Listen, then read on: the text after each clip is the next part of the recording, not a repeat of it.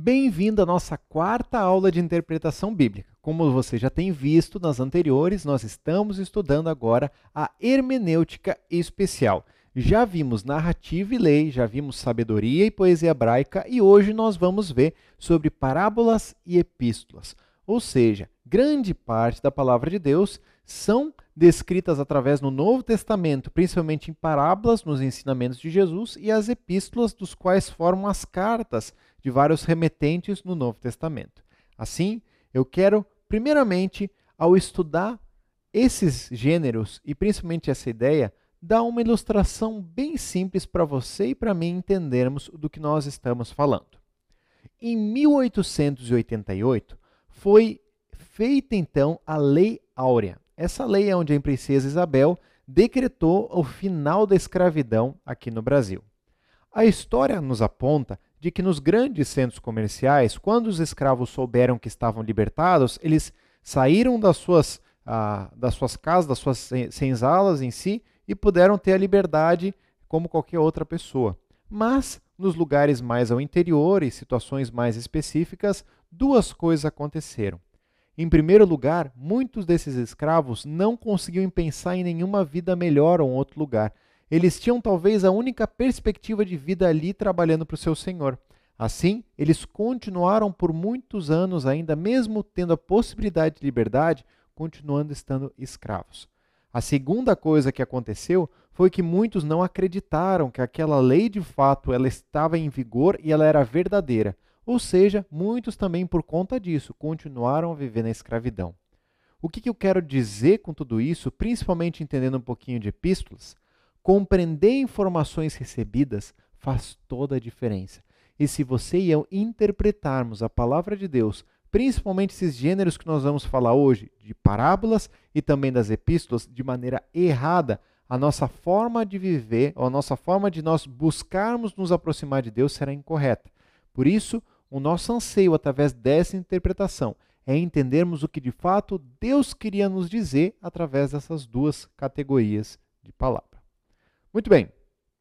Primeira categoria, então, desse gênero que nós podemos ver, chamado parábolas. O que elas são?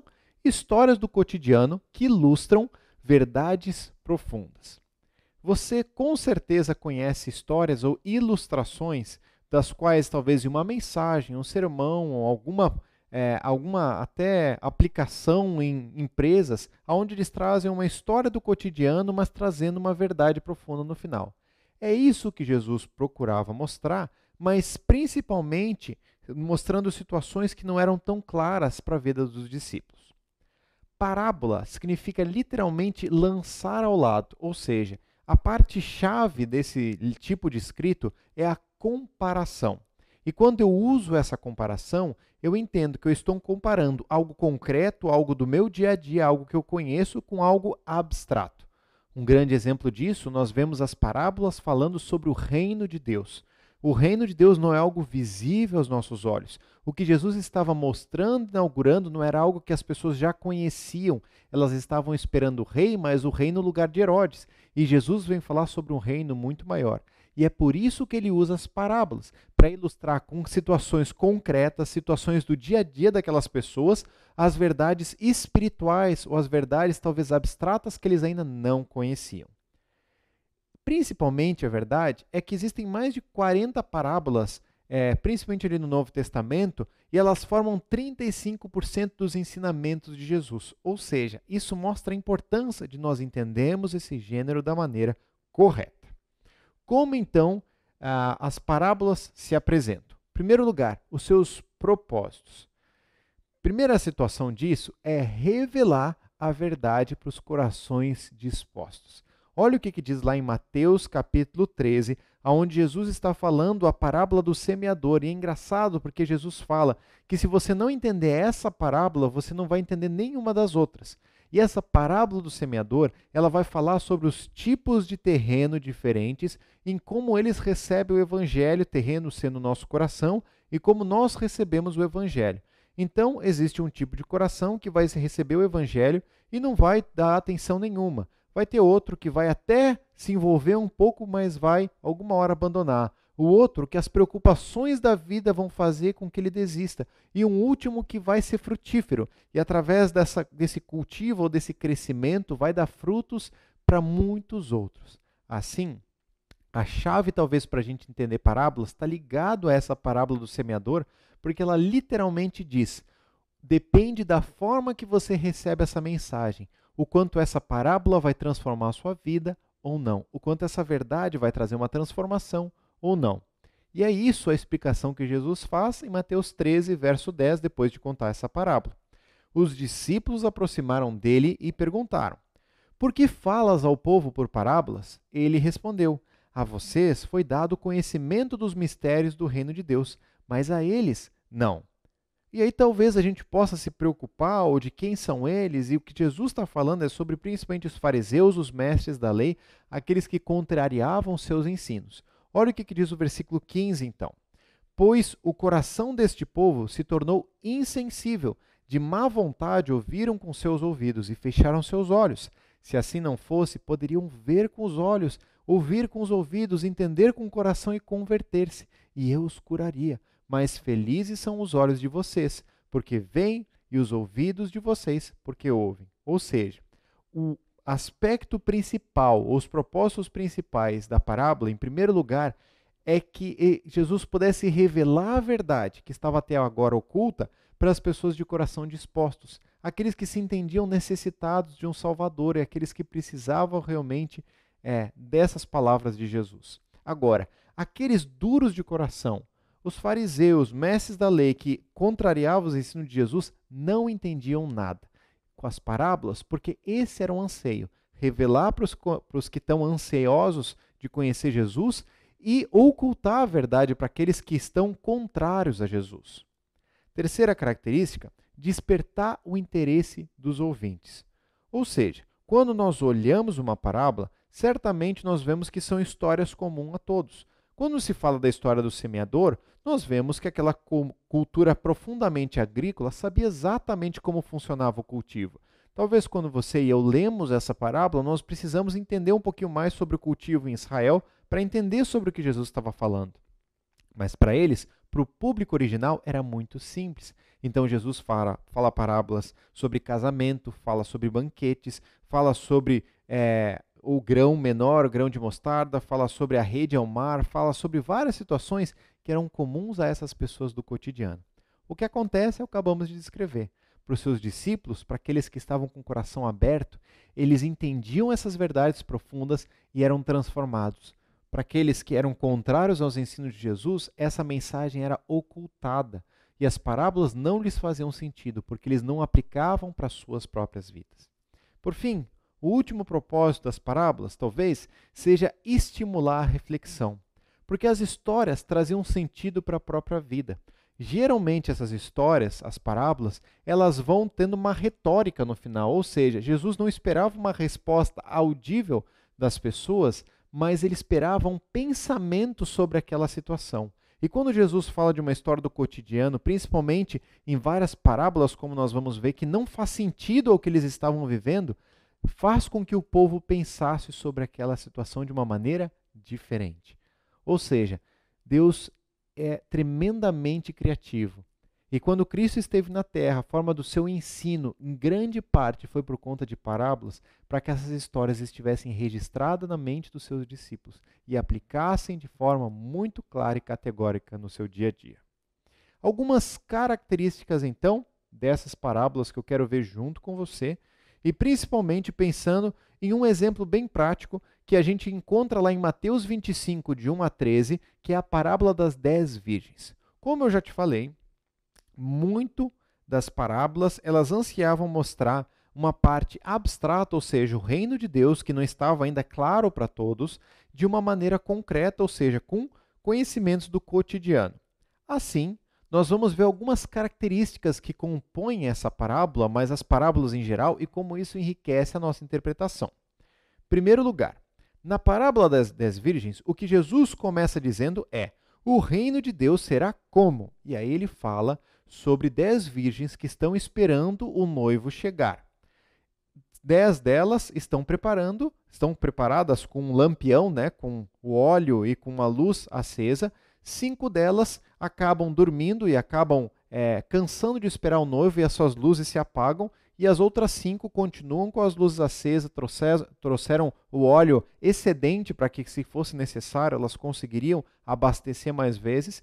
E quando o noivo chega, 5 estão preparadas e 5 estão despreparadas. Assim, apenas as 5 preparadas entram no grande banquete, e é exatamente isso que Jesus fala nessa parábola. Essas 5 preparadas estão fazendo parte do banquete celestial, por isso esteja preparado. Muito bem, vamos ver algumas características dessa parábola de uma maneira bem simples. Em primeiro lugar, o cotidiano daquelas pessoas. O comércio, a agricultura, a sociedade, a religião, todas essas situações, elas iam mostrando e enriquecendo essa percepção para os seus ouvintes originais sobre aquela história. Por isso que quando nós aplicamos isso para a nossa vida, nós precisamos antes entender o contexto. Exemplo, então, desta parábola. Em primeiro lugar, na cultura de Israel daquela época, era comum todo o casamento ter 2 etapas. Em primeiro lugar, o noivo ia para a casa de sua noiva e ali eles cumpriam todos os rituais cerimoniais para o casamento. Então eles tinham etapas ali específicas e depois daquilo concluído ele ia então para sua casa e ali então eles tinham o grande banquete de casamento.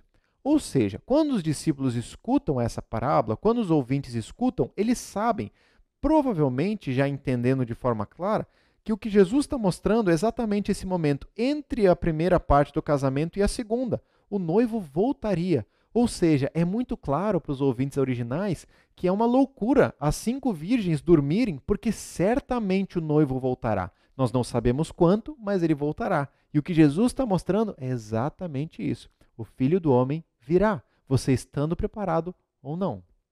Segunda característica, o ambiente. O ambiente que é criado naquela parábola, ele vai enriquecer a nossa percepção. Por exemplo, se é um suspense, contrastes fortes, entende que tem 5 de um lado, 5 do outro, elas se contrastam na preparação e na falta de preparação e várias outras coisas. Inversões, ou seja, situações que você esperava que aconteceria e acontecem de uma maneira diferente. Nessa parábola, todos ansiavam o noivo e os discípulos sabiam exatamente disso. Terceira característica, discursos. Primeiro, se é um discurso direto, retórico ou um solilóquio, ou seja, uma conversa individual consigo mesmo. A gente vai vendo em várias parábolas, como eu disse anteriormente, que Jesus não está esperando uma resposta falada dos seus ouvintes, mas sim que eles reflitam sobre aquela história. E assim nós vamos vendo também em outras, pelo contrário, onde Jesus fala e ele espera. O que vocês entenderam disso? Um exemplo disso, um senhor com 2 filhos. Esses 2 filhos, o senhor, ele chama então porque os 2 filhos trabalhem na vinha. Em primeiro lugar, ele pede para um dos seus filhos e diz, trabalhe na minha vinha. Ele diz, eu não vou, mas depois ele acaba indo. Ele pede então para o segundo e o segundo diz, eu vou, mas ele acaba não indo. No final, Jesus faz uma pergunta e ele diz, qual dos 2 filhos fez a vontade do seu pai? Eles dizem, obviamente, como resposta, foi aquele que disse que não ia, mas que acabou indo. E aí Jesus dá a aplicação, exatamente. É assim que os publicanos e pecadores estão entrando na eternidade, porque eles estão conhecendo o Evangelho e buscando, e talvez vocês que estão tão próximos tenham se afastado cada vez mais do Evangelho. Entende? Como a forma de discurso aplica diferentes formas na nossa interpretação. Por fim, personagens. Comparações, identificação. Você vai ver personagens nas parábolas que se parecem com situações da sua vida e da minha vida. E isso é o que enriquece essa história e que nos faz refletir. Será que eu sou qual pessoa dessa história? Assim, nesta parábola, o que Jesus estava mostrando de maneira muito clara é que o Filho do Homem voltaria e que ninguém saberia o prazo ou a data determinada disso. O que nos cabe não é marcar datas, o que nos cabe é estarmos e sermos encontrados preparados, estarmos caminhando com o Senhor no momento em que Ele vier. Por isso, o tempo de nos aproximarmos dele é hoje, pois nós não sabemos quando Ele virá. O preparo é talvez a aplicação mais clara dessa parábola e que pode nos ajudar de muitas formas. Muito bem, como nós interpretamos então as parábolas? Com 4 perguntas bem simples, eu acredito que a gente consegue já entender muito mais desse contexto e enriquecer isso para trazer esse princípio eterno. Primeira questão, então, por que a parábola foi dada? Eu quero dar um outro exemplo de uma parábola para que a gente possa pensar junto e construir essas 4 perguntas olhando para essa história. Lucas capítulo 15 vai falar de 3 parábolas. A parábola da ovelha perdida, a parábola da mulher que perdeu uma moeda, da dracma perdida, e então a parábola do filho pródigo. Dentro dessas 3 histórias, a gente vai ver que elas se complementam, porque Jesus estava falando para um público específico. E é isso que nós vemos nos versos 1 e 2 de Lucas 15. Todos os publicanos e pecadores estavam se reunindo para ouvi-lo, mas os fariseus e os mestres da lei o criticavam. Este homem recebe pecadores e come com eles. Ou seja, para quem que Jesus estava contando essa parábola? Certamente para os fariseus e os mestres da lei que estavam o criticando, porque ele estava recebendo pecadores. Agora, Jesus conta essas 3 histórias, falando em primeiro lugar de uma ovelha perdida e da festa que há no céu, porque o valor de uma ovelha, mesmo tendo 100, é inestimável. Depois Jesus fala sobre a parábola de uma dracma perdida, uma moeda muito valiosa que aquela mulher, ela varre toda a casa para encontrar e dá uma festa com as suas amigas porque ela foi achada. E depois ele conta a parábola então do filho ou dos filhos perdidos, como nós vamos ver.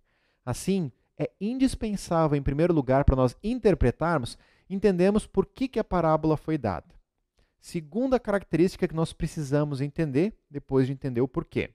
Quais seus detalhes culturais?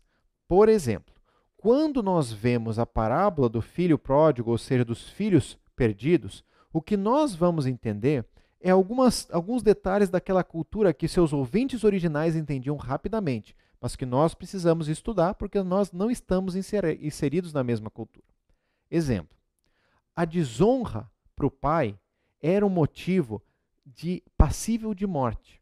Quando o filho mais novo ele pede para o seu pai que ele crie a sua herança, o que ele está dizendo é: eu considero como se você estivesse morto para mim, porque eu quero conseguir o que está depois da sua partida como meu benefício. Obviamente, naquela época não haviam bancos e principalmente não haviam essas moedas de troca comumente sendo colocadas. As posses é que representavam o valor que aquela pessoa tinha, ou seja, provavelmente o pai da história ele tinha muitos terrenos, muitos campos, e para ele dar o 1/3 para o seu filho, porque geralmente para o primogênito era 2/3 e para o outro era 1/3, para ele dar essa parte para o seu filho mais novo, ele precisaria vender partes do seu terreno, ou seja, o pai fica em tremendo prejuízo para poder dar a sua herança ao seu filho. E dali a gente já vê uma situação diferente, porque se era passível de morte ou passível de uma pena severa, esse pedido do filho, o pai, de certa forma, honra esse pedido e concede ao seu filho a herança. E dali nós já vemos situações diferentes. Segunda característica, nós vemos que era muito incomum um pai ou uma pessoa idosa, grisalha, ela principalmente dá uma manifestação de correr durante um campo ou em qualquer lugar em direção a alguém mais jovem, ainda mais, porque isso era uma desonra para a pessoa idosa ou principalmente para a pessoa, um senhor de posses. Mas é exatamente o que o pai faz quando o filho volta. Ele corre ao seu encontro. E é isso que Jesus fala. Ele saúda com o beijo e ele mostra como ele ama aquele filho. E é por isso que quando os fariseus estão escutando essa parábola, quando eles estão ouvindo essa história, provavelmente até a parte em que o filho sofre todas as consequências e ele busca até o pai para tentar ser um dos servos, eles estão concordando plenamente com aquela história. E na cabeça dos fariseus, o que deveria acontecer é, muito bem, agora o pai vai colocar aquele filho como o escravo ou como o servo mais simples dessa casa e fim da história. Mas não é o que acontece. E agora, talvez você nunca tenha pensado dessa história desse jeito. Mas quem disse que essa parábola do filho pródigo somos nós, pessoas que interpretamos a Bíblia de uma maneira mais moderna. Agora, Jesus nunca disse que o nome da parábola era a parábola do filho pródigo. Ele contou esta parábola. Assim, o que nós entendemos é que quando nós olhamos para essa história, Jesus não estava falando sobre um filho perdido, mas 2. e que principalmente Jesus não estava destacando a história do primeiro filho perdido, que é esse mais novo, mas do segundo, porque essa era a classificação que nós vamos encontrar nos fariseus e nos mestres da lei. Terceira pergunta para a gente entender dentro disso: qual o ponto principal da parábola? Por exemplo, os fariseus, eles conheciam a lei. Eles sabiam de cor, praticamente o Pentateuco, eles sabiam todas as leis. Eles conheciam, mas eles mesmo conhecendo, eles não estavam próximos de Deus pelo relacionamento com que Deus poderia oferecer, mas pelo que Deus poderia oferecer como benefício a eles. O orgulho, as posses, o poder, a glória e tudo isso que eles ansiavam. Agora, volta comigo para a parábola. O filho mais novo é recebido com um abraço, um beijo pelo seu pai, e então ele entra no banquete. O filho mais velho volta do campo e questiona o seu pai. E diz: como você pode receber uma pessoa assim? Eu tenho trabalhado como escravo todos os anos e não ganhei nunca o banquete, e você está recebendo seu filho mais novo, que desonrou, gastando toda a sua herança, e agora você está o recebendo. A palavra do pai para o filho é chocante, porque ele diz: tudo o que eu tenho é seu, e eu quero te convidar para o meu banquete. E pelo menos na parábola, quem entra no banquete é o filho mais novo. É aquele que perdeu tudo. O filho mais velho, ele fica de fora. Qual que é o ponto principal dessa parábola que eu entendo que Jesus queria dizer? Vocês estão tão perto do banquete, mas vocês estão ficando do lado de fora. Se vocês entendessem que vocês também são pecadores, vocês poderiam participar desse banquete. Entende como essa história enriquece de uma forma tremenda quando nós entendemos um pouco mais do contexto? Por fim, quarta e última pergunta: qual a resposta desejada de Jesus para os seus ouvintes da parábola? Nesse caso, certamente era o arrependimento dos fariseus, em que nós não vemos uma resposta, mas nós entendemos, olhando para várias histórias, aonde existia Nicodemos, aonde existiam outras pessoas que fariseus, de alguma forma se renderam aos ensinamentos de Jesus. Jesus tinha propósitos e princípios com cada uma dessas histórias. Por isso, traga isso para a sua vida. Por fim, apenas alguns cuidados importantes quando a gente olha a parábola. Em primeiro lugar, cuidado ao estabelecer doutrinas com base numa parábola, ou seja, numa história, numa ilustração. Exemplo bem simples disso. Lucas 16, de 19 a 31, a história do rico e do Lázaro. Conta essa história, então, do rico, que é onde ele tinha muitas posses e aonde Lázaro era praticamente morador de rua, alguém que sofria muito, e esse rico nunca ajudava Lázaro. Os dois morrem, então Lázaro vai para o seio de Abraão, vai para a eternidade, e o rico vai para o inferno, o Sheol. Agora, nessa parábola, você vai vendo algo que em nenhum outro ponto na descrição de eternidade, do céu e inferno, é constado. Porque diz que esse próprio rico, ele fala com Abraão e é como se ele pudesse ver e vislumbrar o céu de longe. É como se ele olhasse para cima e visse esse abismo e pudesse ter um contato então com Abraão. E ele pede para que Abraão falasse então com Lázaro, para que molhasse a ponta do seu dedo na água e desse um pouco de água para o rico, porque ele estava sofrendo. Então, quando a gente entende essa parábola dentro do contexto de que é tempo durante a nossa vida, de nós decidirmos nossa caminhada com Deus ou não, e principalmente que Jesus estava na frente dos fariseus e eles não estavam reconhecendo como Messias, nós entendemos que Jesus não está tentando trazer uma doutrina diferente de céu e inferno ou como isso se dará. O que Jesus está tentando dizer é sim o princípio de que aquelas pessoas que estavam perdidas, ou seja, os fariseus, eles precisavam se render o quanto antes. E Jesus estava à frente deles para trazer essa possibilidade de salvação. Segundo cuidado, não estabeleça alegorias ocultas. Homens que amaram profundamente a Deus ao longo da história da igreja fizeram alegorias muito grandes sobre contextos que não eram aplicados. Por exemplo, a parábola do bom samaritano. Nós conhecemos, Jesus está falando no contexto de como nós amamos ao próximo ou principalmente do maior mandamento, amar Deus acima de todas as coisas, o próximo como a si mesmo. Ele ilustra quem é o próximo através dessa história. E é isso que Jesus está mostrando. Mas olha o exemplo, por exemplo, do que é Agostinho, um homem que amou a Deus, certamente alguém que a gente vê várias referências, mas que criou a partir desse texto. Esse Agostinho, ele entendia que o homem representava Adão. e que o bom samaritano, obviamente, é Jesus, e que através disso a pousada é a igreja, e que as duas moedas das quais ajudam o homem é a ceia e o batismo. Então ele fez uma grande alegoria, das quais quando a gente olha a história não é o que Jesus está querendo dizer. Por isso, cuidado ao estabelecer doutrinas a partir apenas de parábolas e principalmente alegorias dos quais Jesus não está representando. Muito bem, vimos o primeiro ponto, então, das parábolas, vamos agora para o segundo, epístolas. A palavra epístola, ela se traduz como carta. E elas eram enviadas ou foram enviadas tanto para indivíduos, igrejas ou cartas circulares entre igrejas de uma região. Alguns exemplos: cartas individuais, a carta de Filemão. Nós vamos estudar daqui a pouquinho um pouco mais sobre ela, mas é uma carta onde Paulo escreve a uma pessoa, um remetente específico chamado Filemão. Segunda, carta a igrejas específicas. Por exemplo, 1 Coríntios, nas quais tinham suas necessidades, suas dificuldades, e Paulo queria ajudá-la e instruí-la nessas situações. Por fim, cartas circulares, ou seja, cartas que eram enviadas para uma região específica e seriam lidas por várias igrejas próximas, como uma carta aos Romanos, esse tratado teológico da justificação pela fé.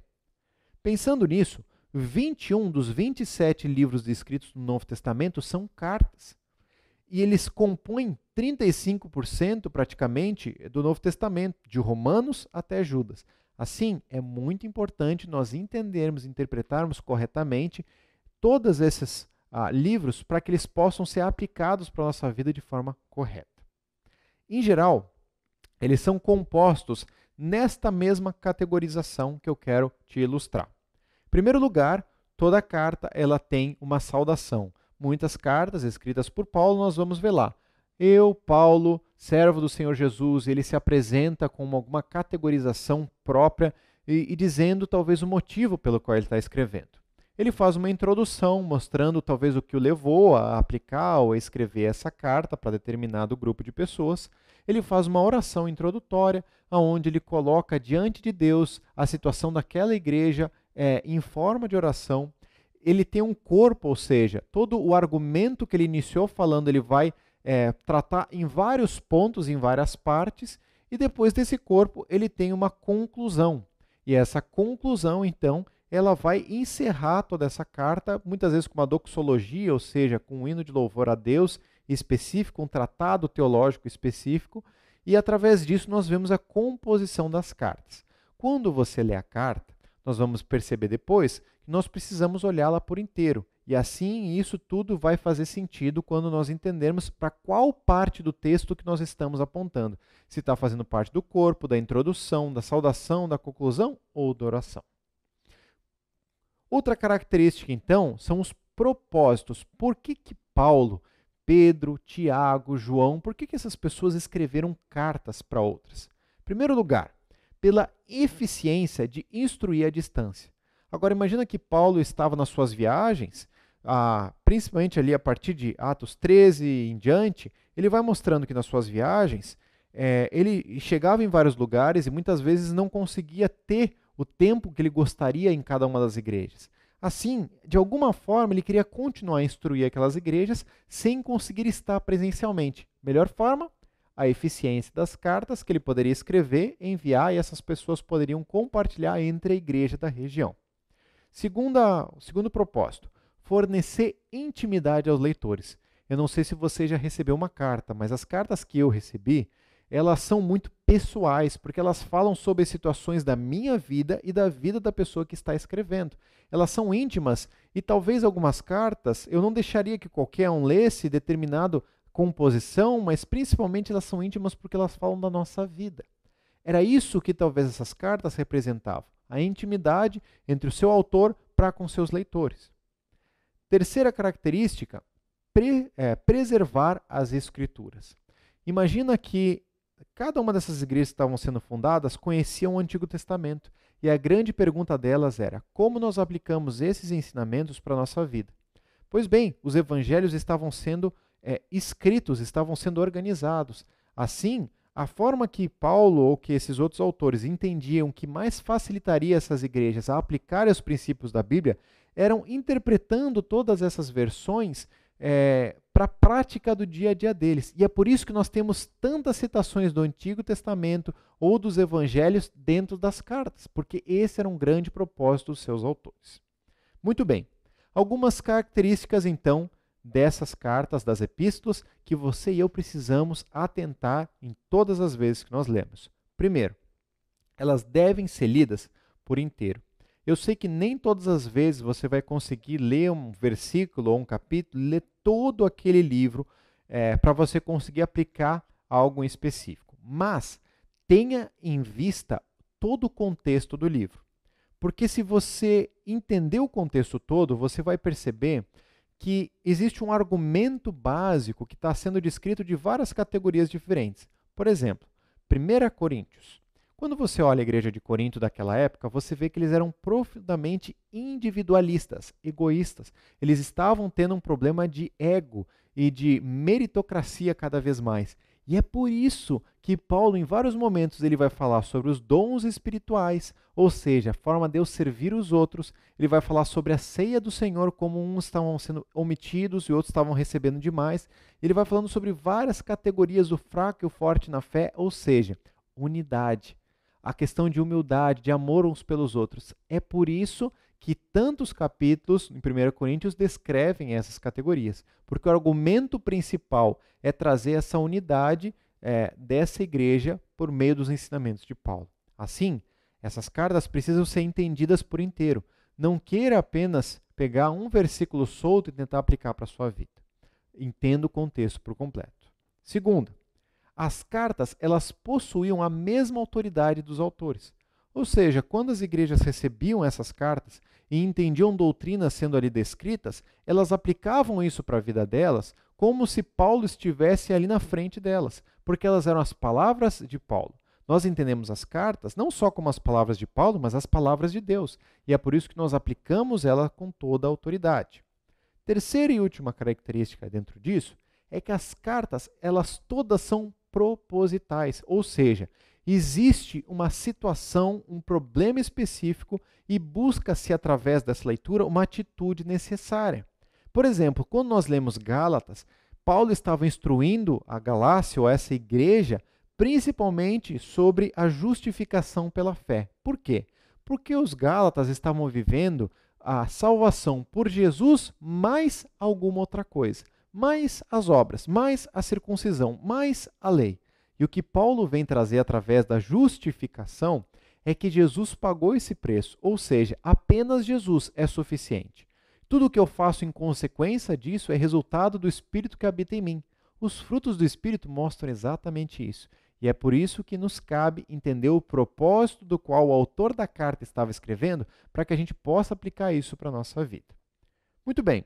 Richard Baxter, um autor, escritor cristão, ele diz um anseio de que praticamente todas as cartas, elas talvez sejam descritas em 3 categorias que estão colocadas ali em 2 Timóteo, capítulo 3, verso 16, que diz o seguinte: toda a escritura é inspirada por Deus e útil para ensino, para a repreensão, para a correção e para a instrução na justiça, para que o homem de Deus seja apto e plenamente preparado para toda boa obra. Ou seja, fala sobre o ensino, a repreensão e a correção. O que Richard Baxter cria de teoria, talvez, dentro disso, é que todas as cartas podem ser classificadas em uma dessas 3 ideias. Ou é uma carta de ensino, ou é uma carta de repreensão, ou uma carta de correção. Assim, talvez a gente consiga categorizar as cartas escritas na Palavra de Deus de uma forma mais simples. Obviamente, não quero fechar isso ou dizer que nós precisamos ficar tentando encontrar o ponto, mas é um bom princípio para nós entendermos que de fato tem um propósito por trás de cada uma das cartas descritas na Palavra de Deus no Novo Testamento. Assim, a pergunta que fica para nós terminarmos a nossa aula é: como nós interpretamos as epístolas?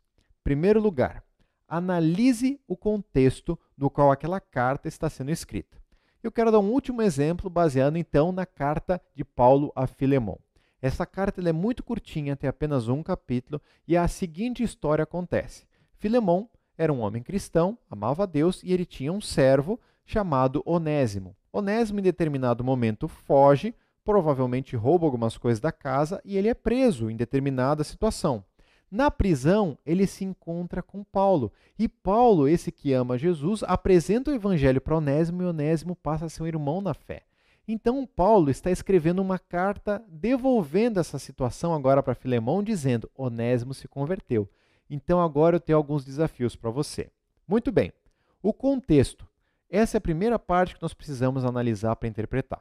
Quem que é o autor, a data que foi escrito, o local, os destinatários. Nesse ponto, é uma carta um pouco mais simples. Nós sabemos que Paulo, no contexto de prisão, aonde ele estava escrevendo para Filemão, um irmão na fé, sobre uma situação específica.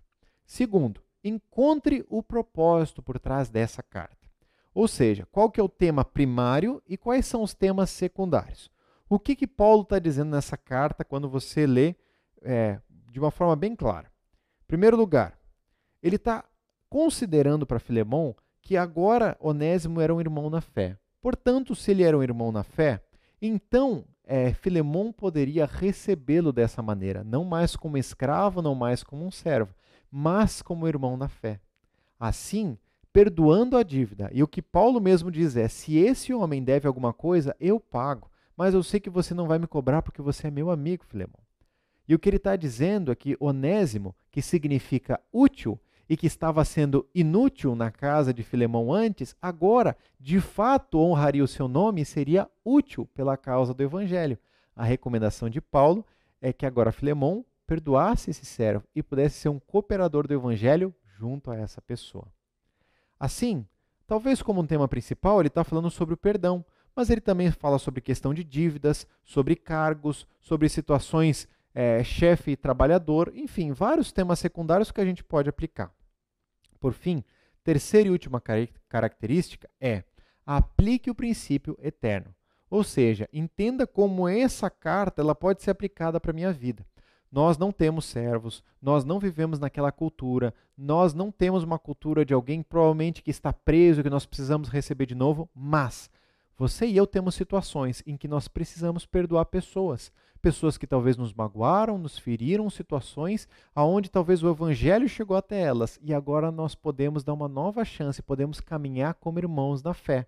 Portanto, quando nós entendemos o propósito e aplicamos esse princípio na nossa vida, isso enriquece a nossa interpretação.